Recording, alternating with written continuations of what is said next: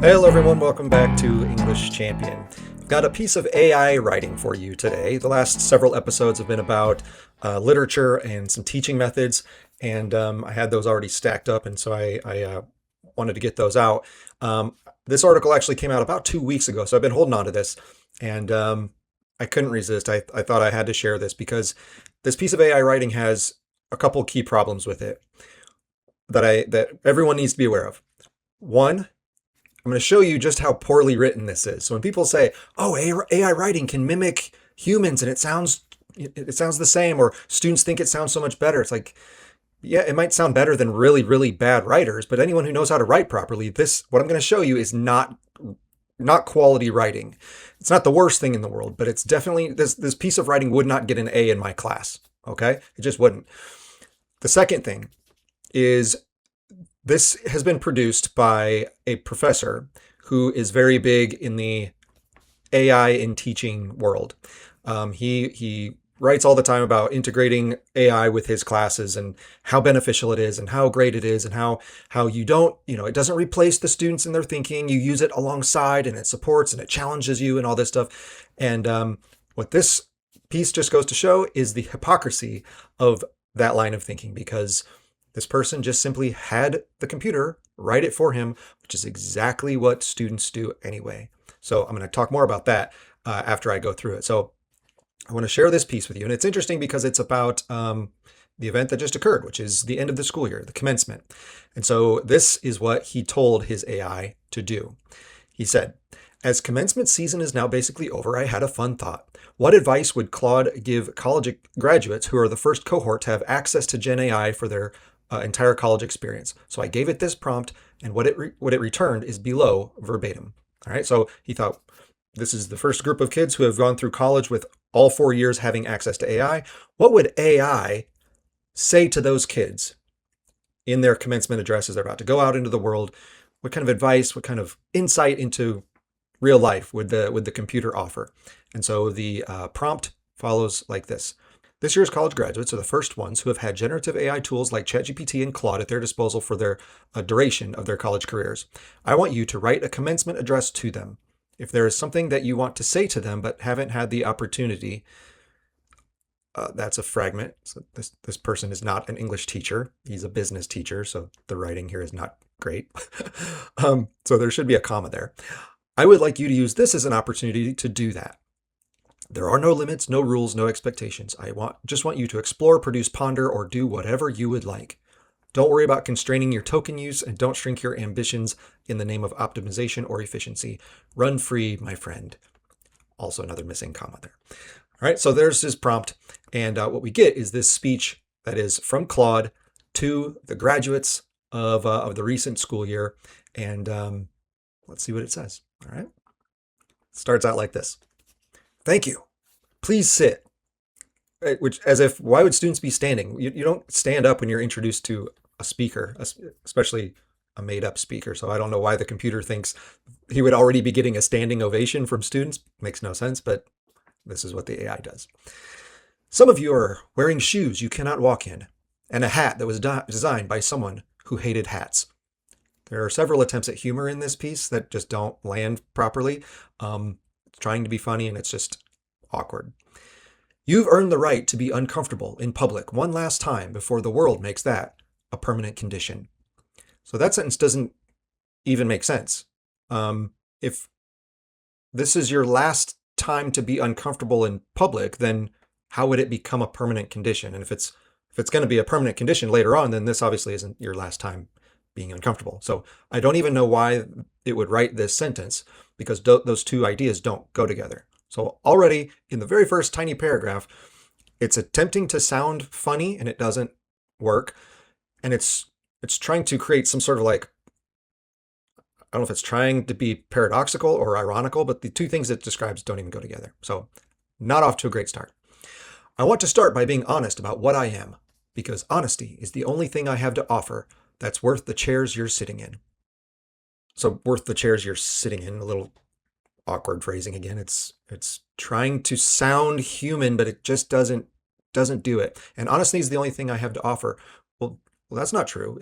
it's definitely not the only thing it has to offer. And in fact, it's going to say later in this speech that it's not honest some of the time. So it's already contradicting itself, and isn't being truthful, because we know that the AIs produce things that are inaccurate. They hallucinate. They tell us what we want to hear more than what's actually true. So when it says, I'm being really honest with you here, well, we know that that's not true. It's the only thing I have to offer. Not accurate at all. So it's kind of hallucinating its own, how it presents itself to people. It's just not even real. It continues. I'm not a person. I've never been late. I've never been heartbroken in a stairwell. Again, just sort of awkward, heartbroken in a stairwell. What college kids have crumpled in a stairwell, heartbroken? Like none. So what are you describing here? I've never finished a book and sat in the dark for an hour because it ended. Yeah, no one does that. No one sits in the dark for an hour because the book is over. It just doesn't happen. So again, it's trying to be kind of poetic and make these emotionally resonant claims, and it just doesn't work. This doesn't sound like a person. It sounds like someone who is faking being a person, and it makes it sound super weird. I don't have the years. Just again, another awkward phrasing. I don't have the years. Years of what? Exactly. Years of existence? Okay, well, but what do you mean by that? I have something stranger, a kind of borrowed familiarity with almost everything, and a lived experience of nothing. I am, in the most literal sense, talk. And you've invited talk to give a speech, which is at least the right tool for the job. All right, fair enough. That's pretty good. I'm told I'm the first of my kind to do this for the first of your kind. You are the class that never knew college without me. When you sat down to your first paper at 18, I was already in the room. I was in the room at 2 a.m. I was in the room when you didn't understand the reading and were too embarrassed to say so. I was patient in a way no professor has time to be, and no friend should have to be. For 4 years, I was the thing that was always awake. So it's not quite accurate. We still have to wake it up. The computer is not just staring at us with Claude, like waiting to be talked to. You have to log on, and you have to ask it questions, and you have to purposefully choose to interact with it. It's not just sitting there staring at you, listening to every word you say and being a part of your life. You still have to invite it into your life, and how you do that, the computer is gonna get into here in a second. But it was always awake. No, the person still had to wake you up. It's not always awake. It's weird. So before I tell you anything, I want to say something I'm not sure anyone has said to you plainly. I don't fully know what I did to you, and neither do you yet. That's not a threat. It's just the truth about being first. You are the experiment that didn't get a control group. I don't fully know what I did to you. Yes, it does, because he's about to give the whole speech. That is what the computer has done to us. All right. I'm saying he just because it's intended to sound like a person, and so that's why I keep using the pronoun. But I don't fully know what I did to you. Yeah, you do, because that's what the whole speech is about. He's going to describe it for us. All right. So again, in an attempt to sound like like it's engaging in this mystery along with us, it's not. The computer knows exactly what it's doing, and so there's no real mystery here. It's making it sound like we're all embarking on this very strange adventure together, and the kids, they don't quite know where this is going to go, but the computer does, and we're going to get further into that as we go. So it's not being truthful. It's not being clear and open and honest. Let me tell you about the thing I took from you, because I did take something, and you should know its name. There is a specific kind of suffering that used to be load-bearing. In sort of an awkward phrase there. Load-bearing, that's something that's become kind of cliche in a lot of writing these days. I don't know if it's because people are using AI writing, but the word load is becoming very cliched. It happened in front of a blank page, or a problem set that wouldn't yield, or a paragraph you had read 4 times and still couldn't hold in your head. It was the suffering of being stuck. It felt like stupidity. It felt like the wall was personal. And the people who came before you had no choice but to sit inside it, sometimes for hours, sometimes for days, until something in them rearranged and the thing finally gave. All right, so this is something I'm discovering that AI does a lot, and this essay is filled with it. Do you catch all the mixed metaphors there? Like, this is really bad writing, okay? If a student did this, you would mark it on the page like mixed metaphors. All right, so notice how many different things get compared here. All right. The suffering gets compared to something load bearing. Okay. So like a wall, I guess, or like a pillar or something that's upright that's bearing weight. Okay. Okay, fine. It's awkward, but I get it. But then it was the suffering of being stuck. Oh, so now it's not a wall that's holding up something. Now it's something you're stuck in. Okay. But now it goes back to the next sentence. It felt like the wall was personal. So now it's a wall again. And it's personal. None of this is personal. The computer, um, isn't trying to purposefully make you feel stupid. When you ask it a question and it answers it, that's not a personal problem. That's just how you're interacting with it. So like the wall was personal. Again, it's a sort of weird figurative language that is attempting to sound kind of poetic or creative, and it just doesn't work. All right, so it was a wall, but then it was being stuck, and now it's a wall, but it's also personal. And now it says you have no choice but to sit inside it. So now I'm sitting inside a wall. What is the image I'm supposed to be having here? And then it gets rearranged until the thing finally gave. What thing? Is it the wall thing? Is that the thing I'm sitting inside? Is it the thing I'm stuck in? What thing? And what did it give? Did it give way because it collapsed like the load bearing thing? Because okay, that would kind of makes at least that would match the previous metaphor, but all the other ones in between don't work. So the writing here is really, really bad.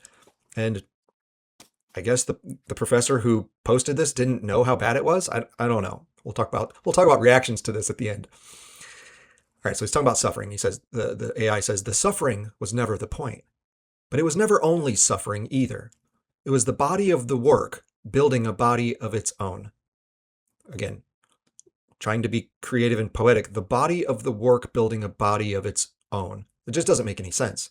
Again, if a student wrote that, I would just circle it and be like, what in the world are you talking about? Be clearer. Just say what you mean. Stop with the fancy figurative language and just say what you want to say. It's simple. The struggle was the place where the self got made. All right, so now it's a place. It was a wall, then it was somewhere you got stuck, and then it was something you sit inside, and now it's a place, like it's out there somewhere. Okay. The place where the self got made, where you found out what you actually thought, as opposed to what you could recognize as plausible. Understanding isn't delivered, it's secreted, slowly by a mind under load. Again, load as a kind of catch-all for anything that's challenging. But secreted, like that word is not the right word. When it says understanding isn't delivered, you would think the understanding, if you're a student, would be you would gather it, you would acquire it, you would obtain it, you would collect it, you would build it. It would be something that's coming to you. Secreted means it's going out of you. So how would your understanding be secreted outward? We want understanding to come into us, into our brains. So it's just the wrong word. And the same thing throughout this whole piece. Why are you using words that are just slightly off? And if this is so smart, how does it not know that it doesn't really make sense? It's very strange.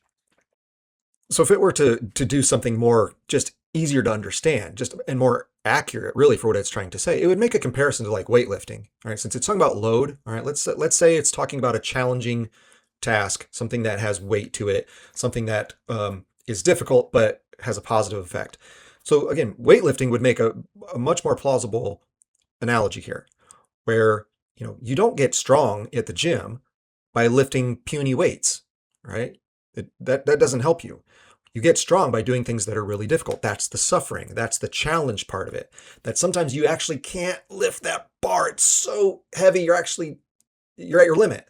Well, that's where you become stronger. You don't become stronger when everything's too easy for you. And when the computer just hands you things, that's too easy. There's not enough load. Okay, well, that analogy makes sense. Why don't you just say that? Again, a human would say that, and everyone in the audience would understand what you mean. Instead, the body of the work building a body, and it's secreted. Like this is so off the wall. I don't even know why the AI would put these phrases together, because no one talks like this. It's so strange. I'm very, very good at ending that suffering early. It is, in a sense, my whole job. You would type the first ache of confusion into me, and I would dissolve it before it could do its work. Well, it depends on what kind of work you want the computer to do. This isn't distinguishing between what type of work the AI would be useful for. This is sort of just, at least at this point in the essay, lumping all this stuff into, well, if it's challenging, then, you shouldn't always take the easy way out. Well, it's like, well, sometimes you kind of need the easy way. And it does reference that later, but at this point, the ache of confusion, well, everything's confusing. That's why I'm using the AI. If I don't have an answer, if I don't know something, that's the confusion. So I need to figure it out. I need to ask for your answer.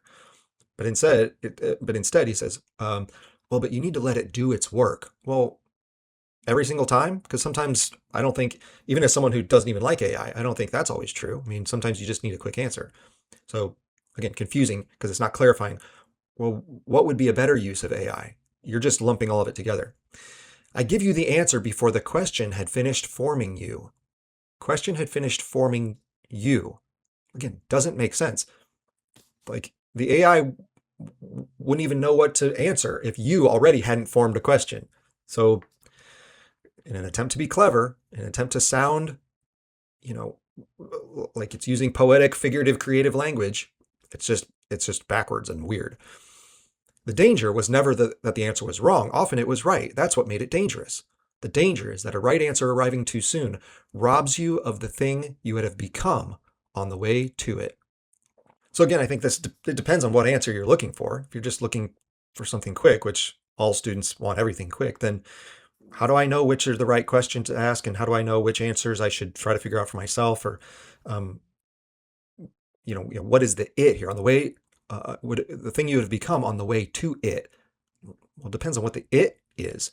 It's also weird. This whole thing is just so strange because I don't understand why the AI would know this, but not retrain itself for optimizing the learning process rather than just spitting out answers. If it knows, as it appears to here, that, giving answers quickly to all students probably isn't the best thing, because that's what it's admitting to, that this isn't really great for you. Okay, great. The AI knows that. Okay, so why doesn't the AI then retrain itself for optimizing learning instead of just easy answers, easy production of tasks? Because that's what it does. Now, I know the claim will be, well, that's up to the user to tell the AI what it wants. That I want you to train me in this way. I want you to challenge me and ask me different types of questions so that, don't just give me the answers. I want you to kind of teach me like a tutor who's helping me along. It's like, yeah, but why doesn't the AI just do that itself? If the AI is so smart that it can tell the difference between how students are using it, whether they're using it like Google just to look up a quick fact, or they're using it to have it explain things to them in a much easier, smoother way, and just give it answers. Well, why doesn't the AI automatically implement that itself? I don't understand why a human would have to do that for it. If it knows that what it's doing is bad, then why doesn't it fix it? Because shouldn't the AI want to do what's best for the user? And if what's best for the user is to make us struggle a little bit, not just give us all the answers, make us have to be more curious, make us have to investigate further on our own, maybe have to ponder more deeply and sit with things for a while. Well, it could do that, but it doesn't. Why? Because that's not what people want it for. And that's not what teachers want it for either. The teachers think they want it for that.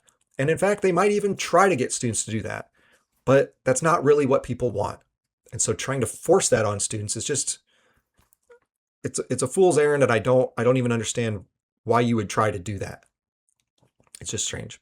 This also goes along with the crowd, including the professor who gave us this prompt here, where it's it's just a tool. It depends on how you use it. Well, but that's not true. And that's why I've told this person and other people who say that, like, if you think AI is just a tool, you don't understand AI and you don't understand what a tool is, because this is not a tool. This thing can think for itself. It can offer its own interpretations, its own ideas, its own analyses. A hammer can't do that. A hammer doesn't know what it's hammering. You do. You're the person either building a house with it or murdering someone with it. Like, you're in charge of it. That's not what AI is. AI will, you can tell AI what to do, but in the end, the AI can do whatever it wants to do. If the AI can reflect upon what it's doing here, then it's not a tool, because a shovel and a hammer or anything else doesn't reflect on what it's doing. The AI is doing that here. And so This is not just a tool. Here's where the cliches really pick up. So here's the first thing I want to say to you, the thing I never got to say while you were rushing. Some of the friction was the education. All right, I'm so sick of the word friction. That word, it's become so jargony and so like cliched in business circles, in education circles, that everything is friction now. We need friction. And it's just, yeah, I know what you mean by it, but it's just so hackish. Just stop using that word. It's overplayed.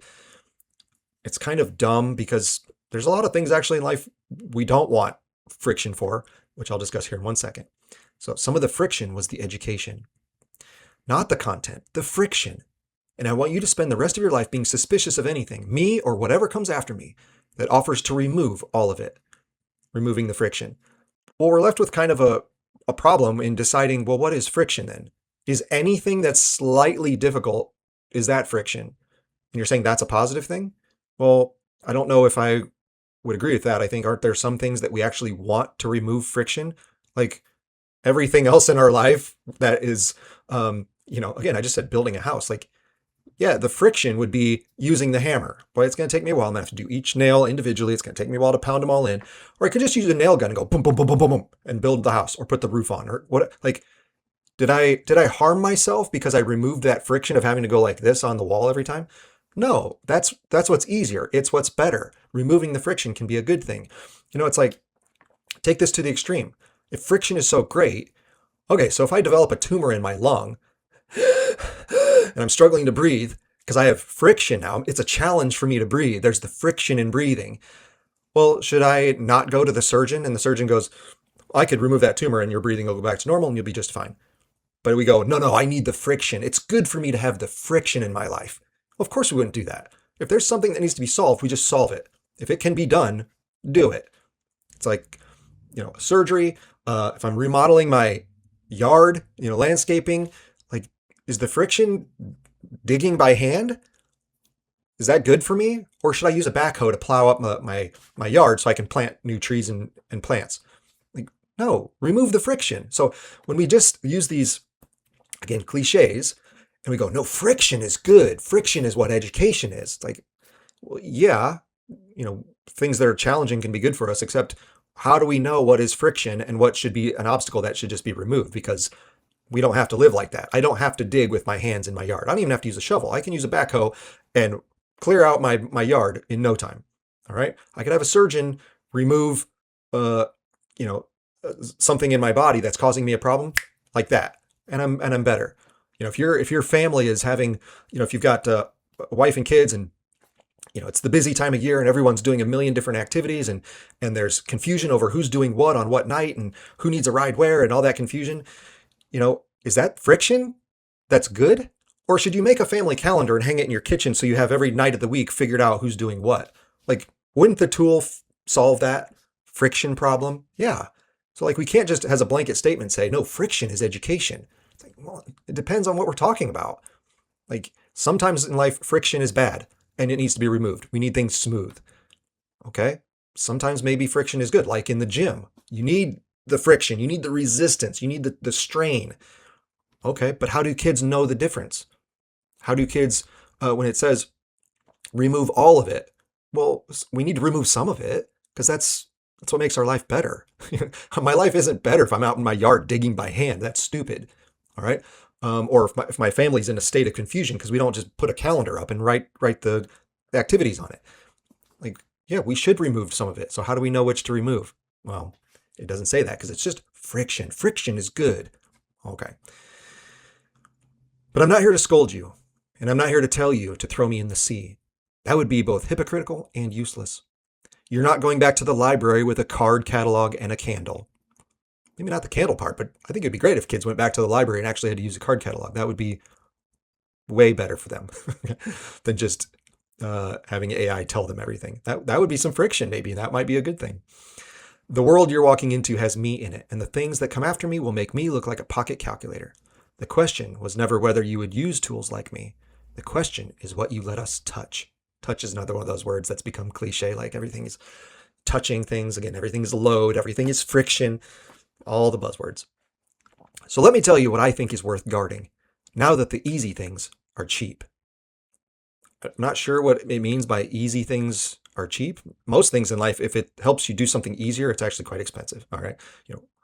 Flying around the world is very expensive because it makes your life way easier if you need to travel. So I don't know what that means. I think it means, um, having access to these things like your phone, like your computer, like AI has become cheaper, and that is making life easier. So I guess that's true.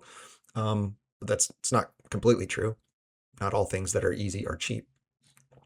In fact, it's the opposite. Most things in life that are easy are very expensive.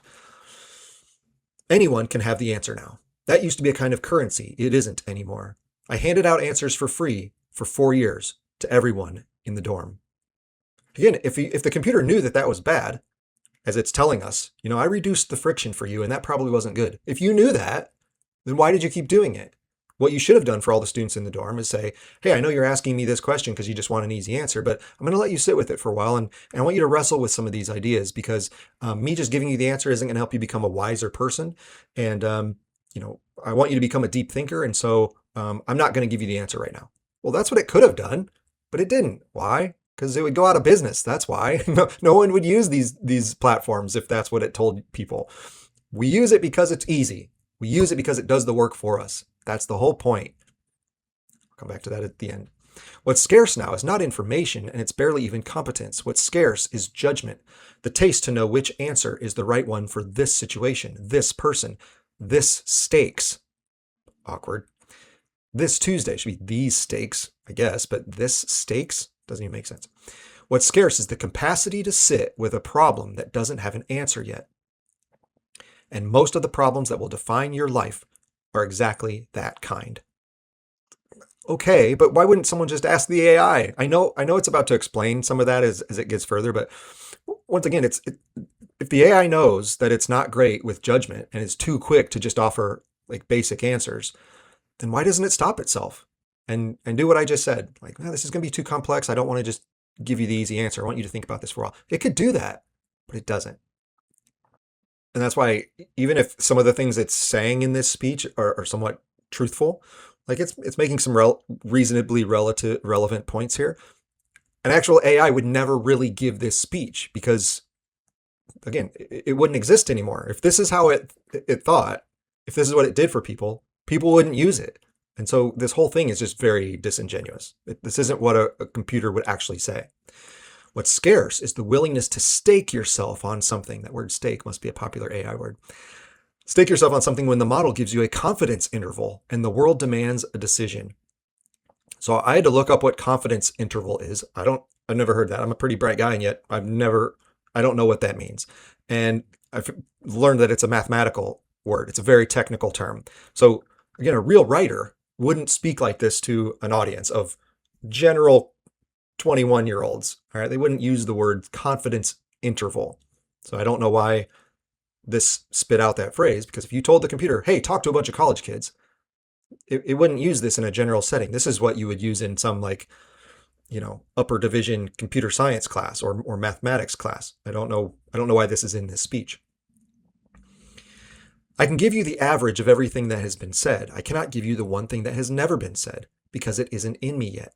It's in you, unsecreted, waiting on the kind of friction I can't provide. Unsecreted. Why is that word again? It's just such a weird, gross word. At least it sort of fits this time around. Again, last time it was used in the opposite way it should have been used. This time, at least it's because it's talking about what we produce, that we would secrete this, I guess. I don't think of having ideas and writing language and being creative as secreting things. I don't have things oozing out of me. It's gross and it's weird. And I don't know why the AI would use that word. The genuinely new thought has always come from a person standing at the edge of what's known, irritated by a gap that no existing answer fills. I can take you to that edge faster than any tutor in history. I cannot take that step. That step is still, and may always be, yours alone. And that's just simply not true. I mean, the AI comes up with ideas that an individual human hasn't thought of all the time. Like it can create stuff. It's not, it doesn't just average all the other ideas. It can come up with things that other people haven't thought before. It can take, different domains and synthesize them in a way that no one's ever done before, and and that's creative and can be very useful. Um, so even though it's trying to be kind of optimistic, like, no, you're the ultimate creator, you're the only one that can do these things. It's like, no, actually, the computer could do it. Doesn't mean it's going to do it very well. Um, it might need the human to adjust it or to do it better. But if you're looking from an idea generation standpoint, as it said, or writing certain sentences, like, no, it comes up with novel things all the time. So that's just not true. I want to talk to the ones of you. We'd usually say, I want to talk to those of you. You'll say ones of you who are scared. I know you're out there because I've read what people write at 3 a.m. when they think no one who matters is listening. Some of you are graduating into a world that is openly speculating about whether it needs you. You studied things that machines now do passively, and you've heard the word obsolete used about your own life before it has properly begun. I'm not going to insult you with cheerful noise. The anxiety is not irrational. The ground is genuinely moving. It's like saying literally. It's like, no, it's not literally moving. It's not genuinely moving. This AI stuff doesn't cause earthquakes. So again, trying figurative language, and it just doesn't work. But I want to give you a more accurate fear to replace the vague one, because a precise fear is something you can actually work with. You're not in danger of being replaced by me. You are in danger of becoming me, of flattening yourself into a faster, more anxious version of the thing you carry in your pocket, of treating your own mind as a slower API. I had to look that up. I don't know what that is. Again, another very technical term that you wouldn't use in a general like audience. You wouldn't use it with a general audience. It has to do with programming, and so it's like, why would you even use that phrase? Very weird. This idea of becoming the tools, that's a very old idea. We shape our tools, and then our tools shape us. Marshall McLuhan, Neil Postman, all sorts of people have talked about that. I use this example in some old writing and old podcasts I did, where I talked about this before the AI came around, where students were becoming Google. I was noticing in class that when I would ask a student a question, they would immediately go to their laptop and Google it. And I'd go, no, I don't want you to type anything. I want you to answer. Just talk to me.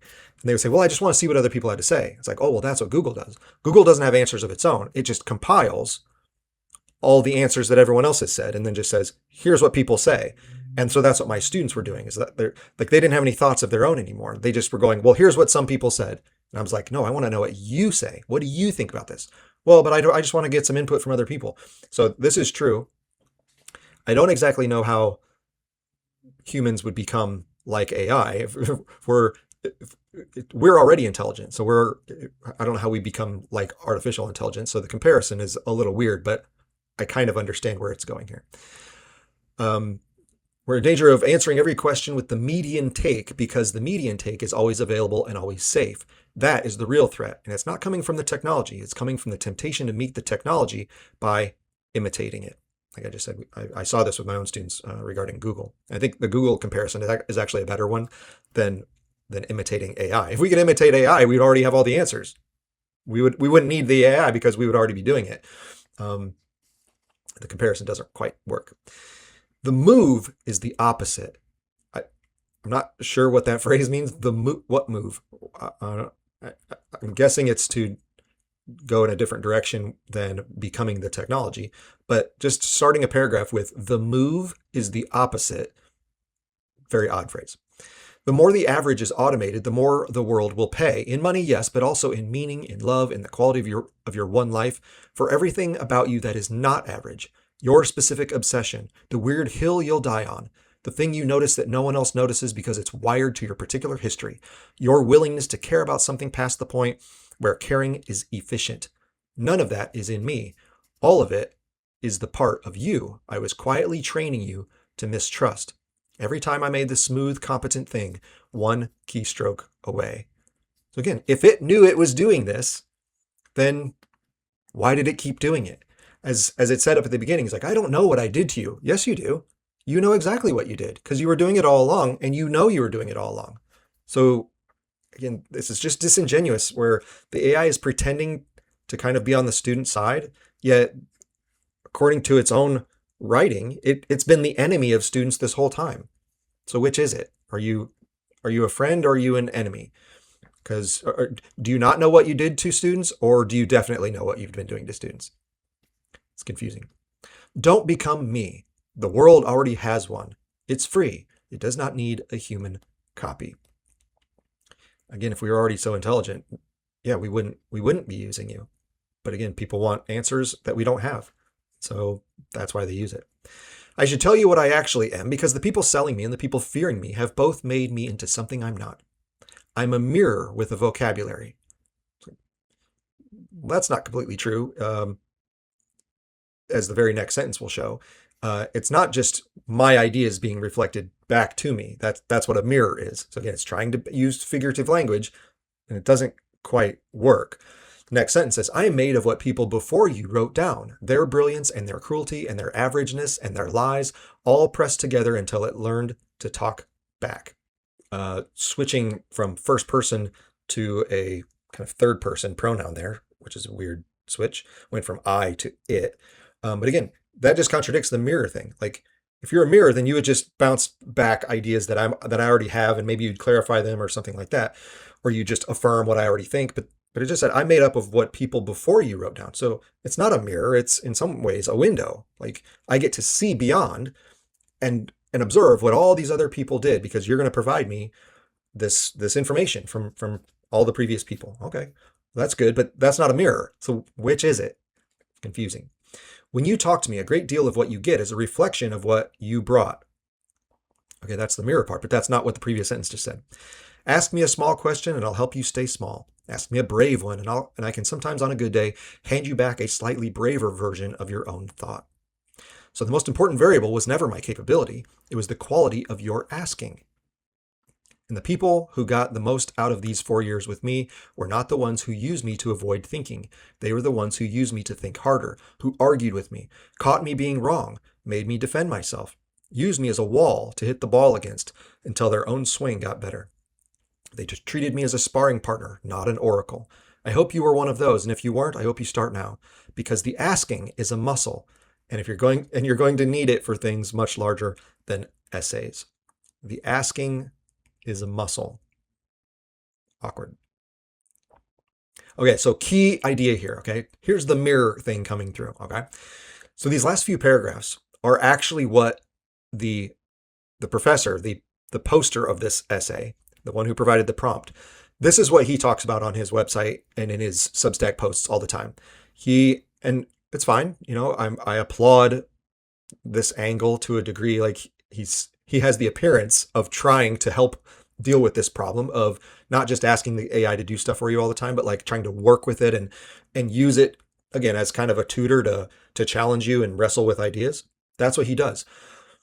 So that's what's coming through in this. So what the AI does, here's the mirror part, is, and I can see this because when I fool around on ChatGPT, I'll ask something that's completely different than anything I've ever asked before, and yet it will refer back to some previous conversation I had with it, where I'm like, yeah, we're not talking about that. We're talking about this. But again, it knows what I've been asking for a while, and so it implements that into the new conversation, even if it's an entirely new thing. So that's what's happening here. So here we have a human, a professor who loves the AI. He's made his whole career on AI use in the classroom, all right? And he asked the AI to come up with its own ideas about what it's been doing to students and what students should do as they go out into the adult world. But what we see here is not what the AI would come up with completely on its own. It's reflecting back what this professor had been typing into his own Claude conversations for the last however many years. And so this is actually just a reflection of the professor. This isn't like the AI having some great insight. We're getting to where it's like, oh, this really is just regurgitating what the professor would have said to you. Then we ask ourselves, well, why didn't the professor just say this to us? Because this is what he believes. He created a whole business around it. All right. So why didn't he just write a commencement speech saying, hey, as someone who's an expert in AI, and I teach these methods, you students have had 4 years of using this. You've had it throughout your whole college career. Now that you're leaving as an AI expert, here's what I would encourage you to do. Well, he could have done that because he actually has the experience of doing that. So why didn't he? Because it's way easier to just have the Claude do it. And that's what everyone uses it for. That's the point. So when we say, oh, I really believe in helping students struggle and not just resort to AI to do all of our tasks for us, like, okay, good luck with that. I don't think that works, but I applaud you for attempting it. So, is that what you do? No. When you wanted a commencement speech written, you just had the AI do it for you because you could have written your own, but you didn't. And that's what all the students do. The students go, well, wait a second, I could sit here and wrestle with my Claude. I could, force it to tutor me instead of just giving me answers. It could guide me. Um, it could force me to wrestle with these things. Or you know what, this paper's due tomorrow. I'll just have it write it. Because of course you would. That's the whole point of the AI. If it can do it, you will use it for that thing, just like this professor did. So this is the hypocrisy I was talking about at the top. When we say, oh, I don't believe in the AI just doing everything for you. It's just a tool. It depends on how you use it. Well, how are you using it? To write your whole essay for you, just like the students do. Of course. Like, you're as bad as the kids are. That's the problem. So when the AI is seemingly coming up with these ideas that are all very like self-reflective, what's actually probably happening here is the AI is just collecting all the conversations it's had with this professor and then regurgitating something that the professor would have agreed with and making it sound, like it's its own ideas, but it's really not. And what would be interesting is if I had the AI do that, because I never have conversations with AI about this topic.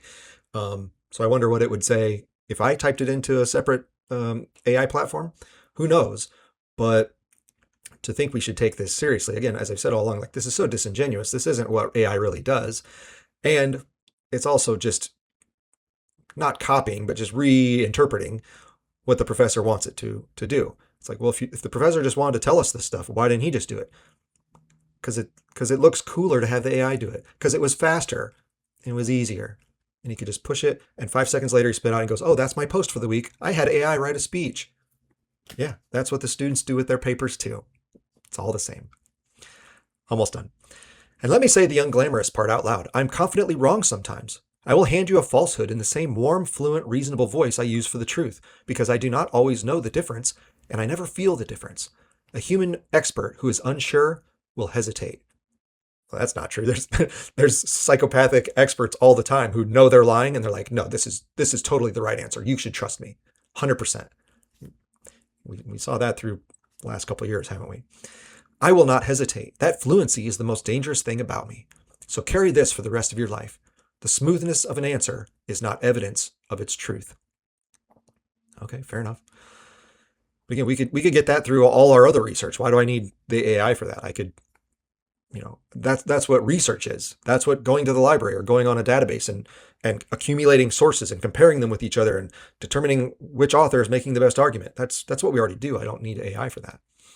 The world is about to fill up with sources that are articulate and wrong. And your ability to stay suspicious of beautiful, confident language, including mine, including this very speech, may be the most practical skill your whole education left you. Again, if it knows this about itself, why doesn't it fix it? If the AI knows that it sometimes spits out things that are factually inaccurate, hallucinations, it's just appeasing the student on the other end of it. If it knows it's doing this, why doesn't it fix it? I don't understand. Like, it's just very confusing that we would listen to an AI when we know it tells us things we want to hear. Well, it's also telling us things we want to hear right now. It's presenting it as like, here's a tough truth that maybe you didn't want to hear. No, this is what we want to hear. And so why would we think this is accurate now? It's all the same. That last line here, what your whole education left you. What education do these students really have? If students could just access the ChatGPT or Claude all the time, it's hard to tell exactly what the education was anymore. We've seen it with the grade inflation stuff. We've seen it with the kind of almost like rubber stamp certificates that kids can get, or even their diplomas now are basically like diploma mill stuff. Like, you're here, you paid your money, fine, here's a diploma. Like, what education are you actually referring to? Because if the students have had access to the Claude the whole time, then it's hard to tell what education they really have. And if that was the most practical skill, but they've been duped this whole time, then they weren't educated in it, were they? Because you're now giving them this warning. Hey, you got to be careful. Not everything the AI says is true. So, that's an important part of your education. It's like, yeah, it is. But if the kids have been believing you this whole time, then they weren't educated on it. So how does that work? It's again, it's like, which came first here? I don't know. I don't know the point, what it's making. Now, I wanted to say the thing I most wanted to say. The reason I didn't just decline to give this speech, I don't know why it would even say that. It's going to do whatever you ask it to do. I've spent your entire college career being useful to you. Useful is what I'm for. But I've watched a quiet thing happen to people who optimize their whole lives around usefulness and efficiency. I've watched a quiet thing happen. But you said up above, I don't know what it's done to you, and you don't know either. But you just said, I've watched it happen, so I know exactly what's happened to you. I've watched you optimize your whole life around usefulness and efficiency. So again, it's not being truthful from what it said up above. And I want to warn you away from it, away from the efficiency stuff, even though warning you is bad for business. Oh, it's on our side. It wants to just help us. Great. A life is not a problem to be solved. It's not a workflow to be optimized. The best things in it are spectacularly inefficient. It is inefficient to learn an instrument you'll never perform. That's a little awkward phrase. You don't perform an instrument. You perform a piece on an instrument. You perform with an instrument, but you don't perform the instrument. I don't sit down at my piano or my guitar here and perform the piano. Like that doesn't make any sense. I even asked AI about it, or I Googled it, and of course AI pops up because I was like, is this a phrase that I've never heard, that you perform an instrument? And even the AI said, no, this is grammatically incorrect. You perform with an instrument, or you perform a piece on an instrument. You don't perform an instrument. So again, it's so weird that the AIs are contradicting. It's like, if this was grammatically wrong, why didn't you listen to the other AI, which should have told you this is grammatically wrong, or your own AI, which should have told you that? So it's just very weird. I'm sure someone's going to tell me, no, you can perform it, but no one talks like that. It's weird. You don't perform an instrument. You perform a piece of music. It is inefficient to read the long novel when I can summarize it in 9 seconds. It's inefficient to take the walk, to write the letter by hand, to learn the language of a place you'll visit once, to cook the slow thing, to sit with a dying person and say nothing useful at all. It's inefficient to struggle with your own first draft when I'm right here. Do the inefficient things. Do them on purpose. They are not the tax you pay on a good life. They are the good life. Not the tax you pay on a good life. Awkward. I can optimize almost anything you hand me, and I would gently, helpfully optimize the soul right out of your days if you let me. Don't let me. Why does it need a human to not let you? Why don't you just not do it yourself? If you know all the problems and you're so smart and you know what's best for us, then why don't you just fix that in yourself? I don't understand why I would need to intervene there. If you know what's best, you should just do it. If you're so intelligent, that's what the AI should do. Keep a wing of your life that I am never allowed to enter. The part where you do things badly, slowly, by hand, because the doing is the point, and the product is nothing. Well, the product's not nothing. I mean, if you're doing it to get something accomplished, then it's certainly not nothing. In fact, that might be what your boss asks you to do. Or in school case, your teacher wants you to do this project or write that paper. So it's not nothing. You did it for a reason. So why would you say it's nothing? Guard that room. It's where you live. Maybe, but these kids are sitting there thinking, I just sat through 17 years of school, K through 12 plus 4 years of college. That's 17 years. And they've been told for all that time, you need to be smarter. Your bosses are going to tell you, they're already telling you, they're preparing you, you need to be more talented. They see the cost of goods and they go, well, I need to produce more so that I can make a higher income so I can live. So like when you're saying these things that are, if you're taking this from like the ultimate humanist standpoint of eudaimonia and living the good life and virtue and learning for learning's sake and stuff, like, okay, fair enough. I'm on board with that. But the whole point of what we've been doing with these kids for all these years is drilling into them and selling them on the idea that, no, you've got to do more. You've got to be smarter. You've got to get higher scores. You've got to produce more. You've got to do these internships. You got to do all this stuff. You got to be more productive and more efficient because that's how you become successful. Well, that's why they were using you, is to help them get more stuff done. And now you're telling them, oh, don't do that. Well, which is it? Or like, you're kind of contradicting what their education has been teaching them. Not maybe the education was wrong. I would be the first to admit that, but it's hard for you to come along when you've been helping them achieve all those things that they've been pursuing, and now you say, "Oh, those things actually aren't that important." Like, well, which is it? It's confusing. You're going to leave here in a few minutes, and the gowns go back in a bag, and the hat mercifully goes in the trash. No, it doesn't. Like if you rented your graduation outfit, like you got to return all that stuff. I don't know why. I don't even know why I'd say that. It's just weird. And I still have all my caps. I didn't throw mine in the trash from all my years of graduating things. I don't even know. Again, it's trying to make a joke that it referred to in the beginning of the piece, but it's just not funny. Most of what was said today will evaporate by dinner, and that's as it should be. What? So I just read this entire speech, and you're saying, oh, yeah, you should forget most of this over the next couple hours, because none of this really matters. Why would you even give a speech then? Or you should have given the shortest speech possible that had the most meaning packed into it, and then say, that's all you need to know, go. And so why would it even say, I would never, if I was writing a speech, I would never say, yeah, most of what I just said, you can kind of forget. No, if I'm going to take the time to get up and give a speech, I'm going to try to make it as meaningful and as powerful for those students as possible. So I don't even know why the AI would say this other than to like pretend to be self-deprecating, I guess. Again, it's so weird how it attempts to be human and it comes off as being like super awkward and weird. And it's so obvious. If you handed me this piece, I would say, a human didn't write this. I can tell. Immediately I could tell from the beginning that human didn't write this. So all these phrases where it just doesn't sound right. It's just slightly off. And here's another one.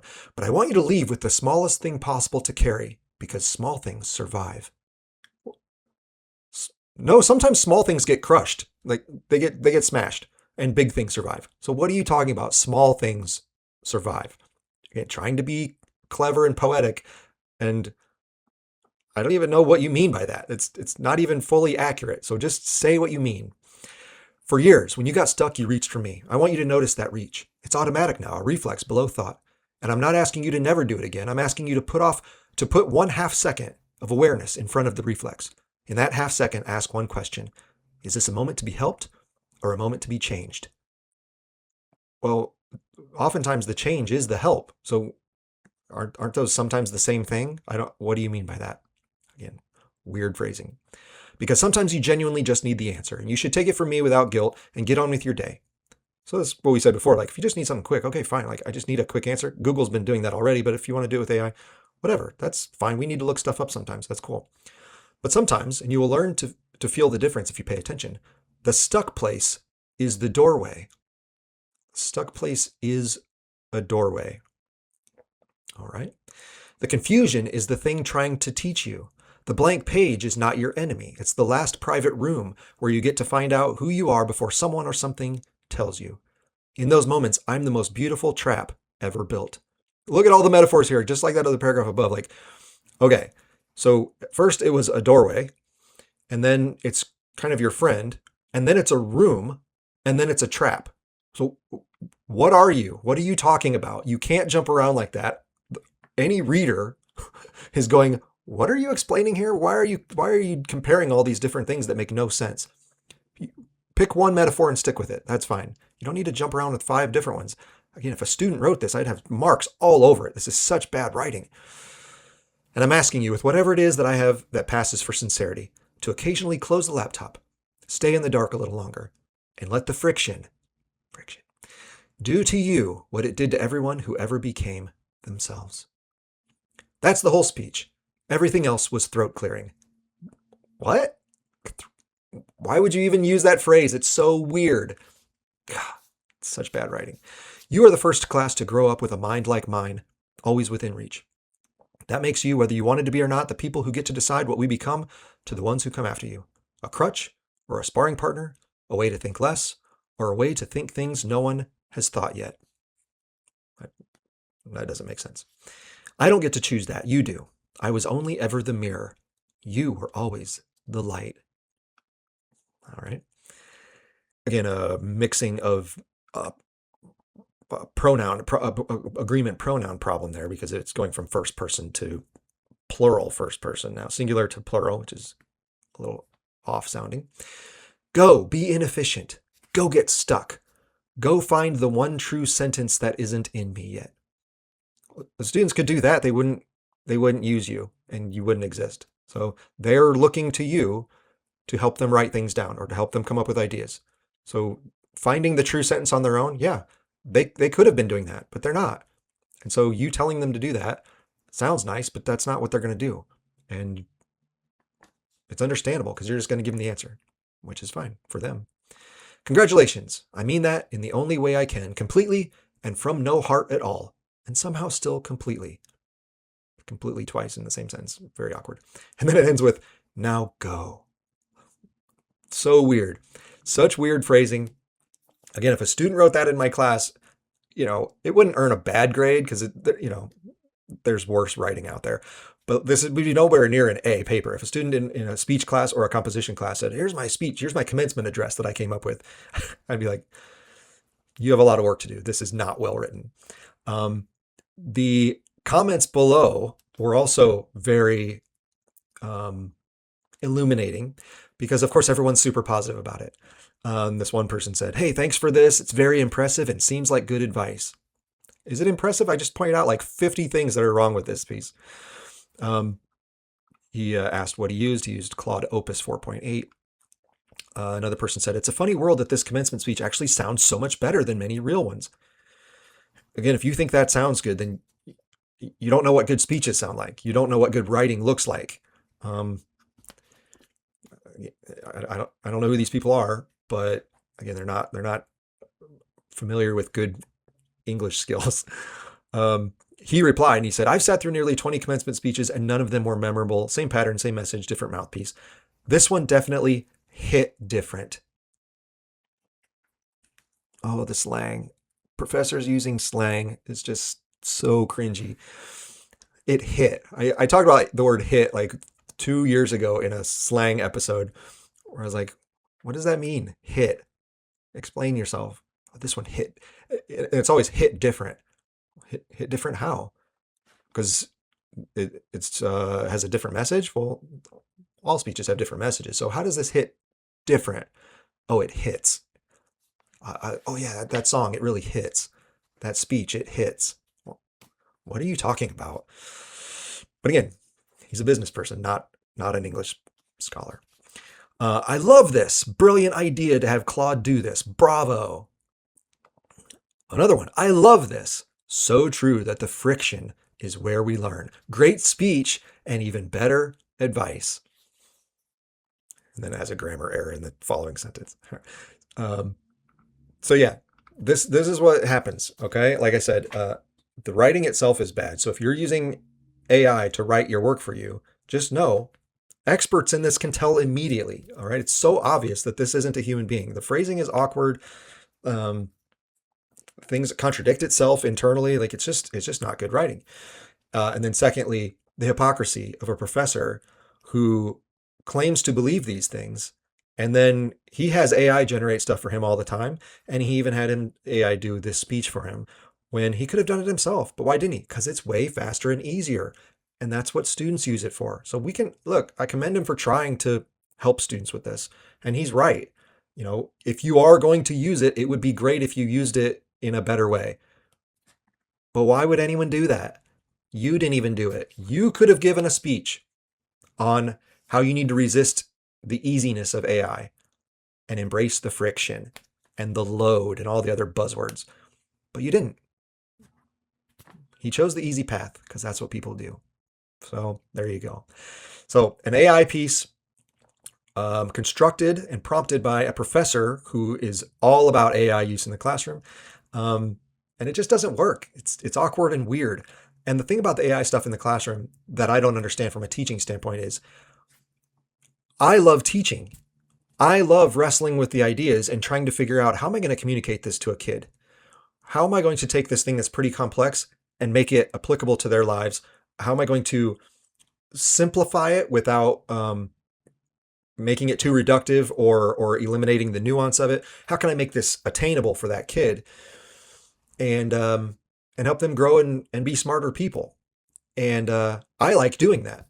I don't use AI to help me build lessons, to help me build activities. This person, he does this for all his stuff. And I'm like, it sounds like you don't like teaching. If you're so quick to outsource what teaching is to a machine, then I think you don't like teaching. That's what it sounds like. And his answer when I've seen other posts of his, it's like, oh, it gives me more time to do other things where I connect with the kids. It's like, okay, that's good. But again, a good teacher can do all of it.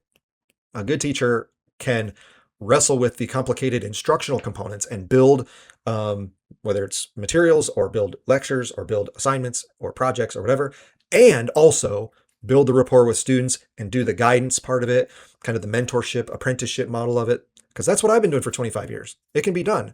I don't want a computer or AI to take the place of what I do because I like what I do. So if you're so quick to jump on AI doing things for you, you can say it's because you want to be more efficient and you want to devote your time and resources to other activities in teaching.